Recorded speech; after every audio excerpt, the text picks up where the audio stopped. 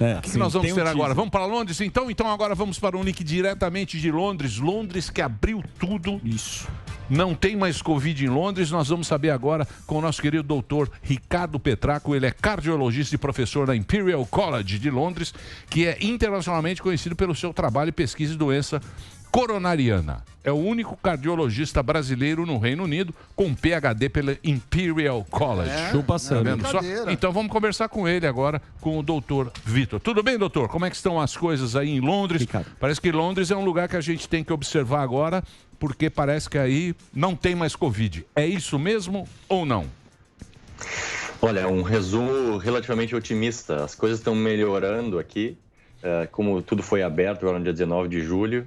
Mas não dá para dizer que a batalha foi vencida. Ainda tem Covid, tem gente morrendo, mas estamos no caminho certo. Eu acho que pelo terceiro dia hoje o número de casos de Covid está caindo, o que é uma coisa até não esperada, nem pelos mais otimistas dos cientistas e modeladores aqui, né? Que eles gostam de prever o futuro.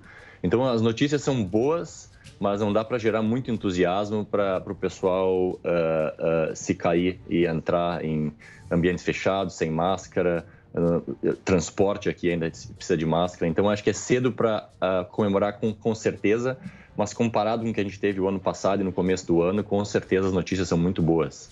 Pô, bacana. É muito bom a gente saber, porque Sim. a gente está vendo aí que parece que aí, né, aí foi o primeiro lugar. Na Europa.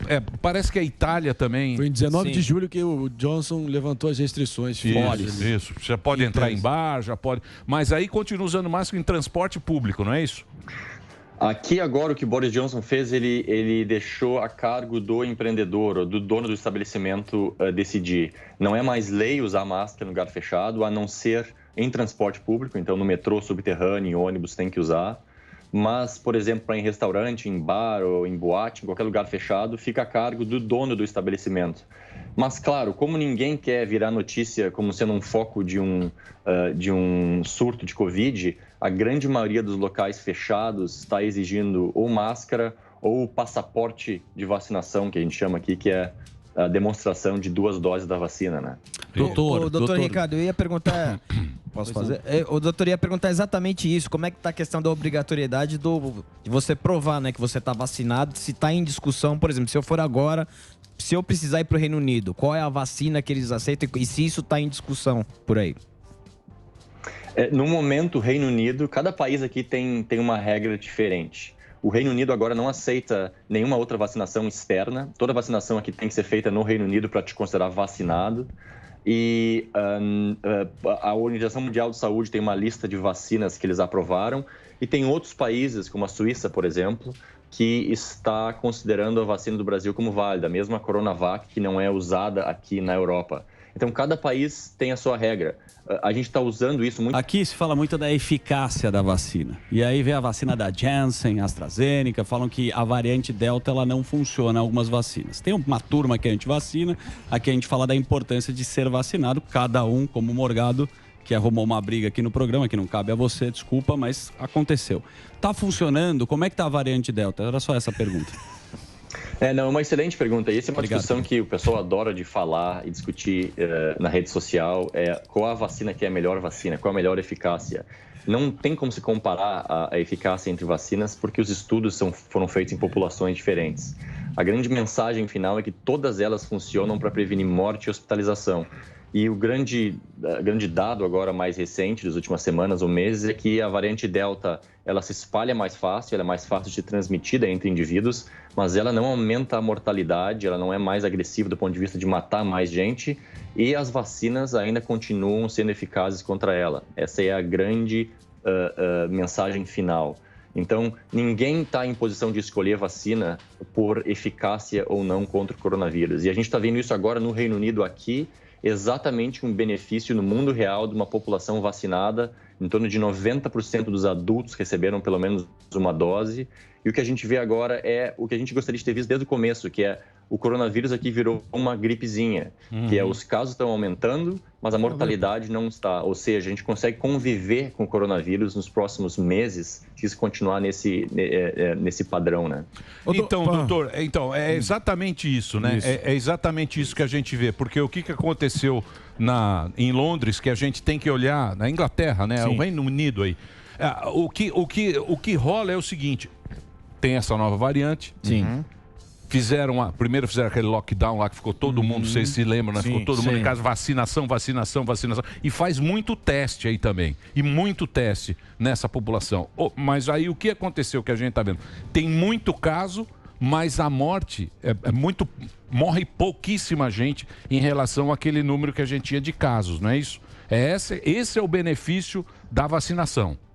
Exato, esse é exatamente o que tu quer ver quando tu libera de um lockdown para uma abertura, tu automaticamente vai ver o aumento de número de casos, isso é esperado pelos modelos e pelo que se sabe de uma doença viral como essa. O grande medo é que isso se transforme em hospitalização e morte.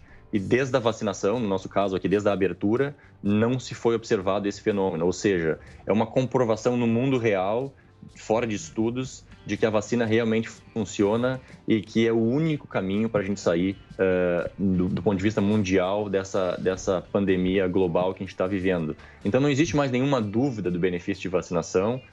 Agora é só uma questão de convencer todo mundo a se vacinar e disponibilizar a vacina para todo mundo globalmente, né? Não adianta só vacinar aqui ou em Israel, ou na Itália, ou no Brasil. Enquanto o mundo inteiro não tiver vacinado, isso não vai acabar. Isso é importante a mensagem se lembrar também, né? Ô, doutor, deixa eu fazer uma pergunta a respeito da vacinação para menores de 18 anos. Qual a política aí da Inglaterra, do Reino Unido, todos os países aí? O que tem se dito a respeito dos menores de 18 anos por aí?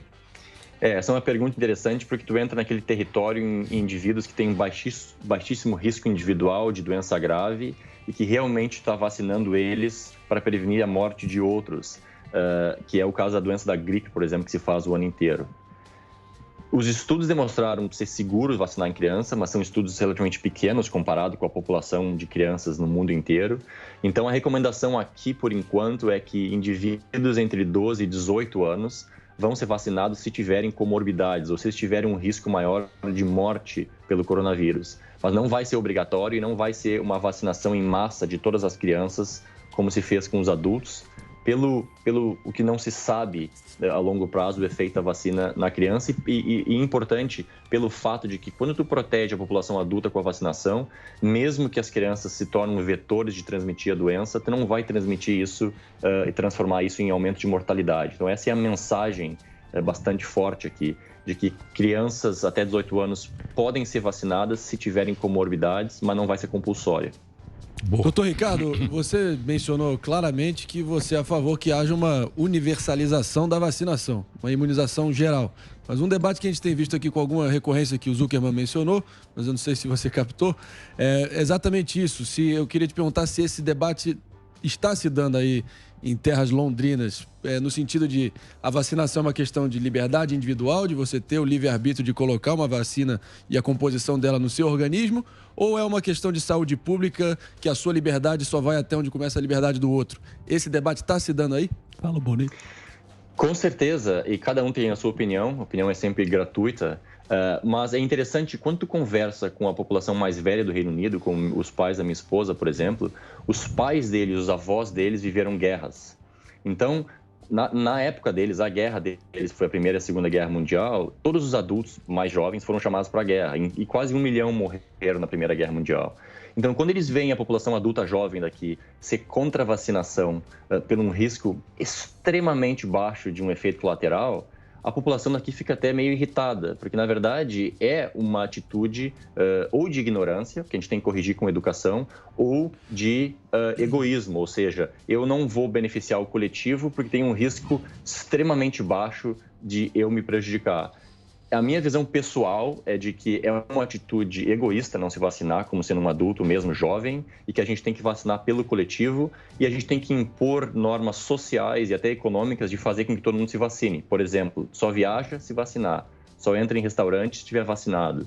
E com isso, com o tempo, as pessoas vão sentir no bolso e na pele a necessidade de fazer uma terapia para o todo e não pensar em si mesmo, que eu acho uma atitude egoísta. Essa é a minha opinião pessoal. Doutor, tem uma grande preocupação, pelo menos eu vejo uma discussão nos Estados Unidos e parte aqui no Brasil, sobre a eficácia em relação à não transmissão do vírus das vacinas. E, ao que tudo indica, algumas vacinas são mais eficazes do que outras nesse sentido. Uma coisa, claro, que é você não ter complicações, a outra é você não ser um vetor. O que você diria sobre isso? Tem algum estudo de seu conhecimento das vacinas mais eficazes no quesito transmissão? É uma discussão interessante e muito difícil, de novo, de comparar as vacinas, porque cada estudo foi feito cada vacina foi estudada em populações diferentes. O que se sabe é que ela diminui mortalidade, diminui hospitalizações, diminui a doença leve e, muito provavelmente, diminui a transmissibilidade da doença. O que não se sabe com certeza é o quanto que diminui a transmissibilidade. Então, em teoria, mesmo as pessoas duplamente vacinadas ainda podem transmitir a doença. É muito difícil de tu quantificar isso na população, que não seja um estudo controlado. Então, por isso que até as coisas se verem, até a luz no fim do túnel for bem clara e tu conseguir ver que a mortalidade está sendo atingida e sendo diminuída, a recomendação é, mesmo que tu esteja duplamente vacinado, é não mudar o comportamento. Só se muda o comportamento social, de máscaras e higiene, quando tu vê que a população inteira começou a se beneficiar do programa de vacinação, que é o que está se vendo aqui, que aos poucos está se abrindo, e a gente chega um momento agora, que a gente chegou no Reino Unido e em outros países aqui, é que realmente tu tem que testar isso, tem que abrir, porque a gente não pode viver em lockdown para sempre, né? Mas esse, na verdade, é o momento agora onde a população, grande parte da população foi vacinada já. É bastante cedo para fazer isso, por exemplo, no Brasil ainda, que está se encaminhando para se vacinar em massa, mas não chegou lá ainda, né? Ô, doutor, a Suécia voltou a ser notícia, né? Suécia já tem... Não morreu ninguém, parece que é uma semana, voltou o papo Suécia, da Suécia. querido. Vai, querido. volta, voltou a Suécia. Suécia agora também, que Suécia não teve lockdown, não teve esse lockdown severo, tão severo quanto foi aí A Suécia sempre foi um caso interessante de discussão. Na verdade, a Suécia não teve lockdown restritivo do ponto de vista legal, mas do ponto de vista de comportamento, eu conheço pessoas que moravam lá, que quando que se teve lockdown formal aqui, o que se fazia na Suécia era muito parecido. Ninguém saía, ninguém em restaurante, porque é uma população que a gente sabe altamente educada e instruída. Então, estabelecer que eles fizeram a coisa certa por não ter feito lockdown é uma conclusão extremamente errada e comparar isso com outros países, no meu ver. O que a gente viu aqui no modelo do Reino Unido é muito claro. Assim que tu fecha, a população não se comunica com outros indivíduos, a transmissão da doença cai e a mortalidade cai. A questão toda é o quão longo tu consegue manter esse lockdown e o quanto que tu afeta a economia. Não existe uma resposta curta e cada país vai ter a sua realidade. Eu sei que a pessoa no Brasil que tem baixa renda vai ter que sobreviver e trazer o salário para casa, e isso vai expor eles mais a ir para a rua, comparado com a classe média daqui, que é relativamente protegida pelo governo, com salários pagos pelo governo. Mas usar o exemplo da Suécia para dizer, viu, não precisa fazer lockdown, vai tudo certo, pode abrir as casas e ficar tudo como sempre, é uma conclusão errada e que pode ter consequências até piores. E mais do que isso, doutor. Brasil, né?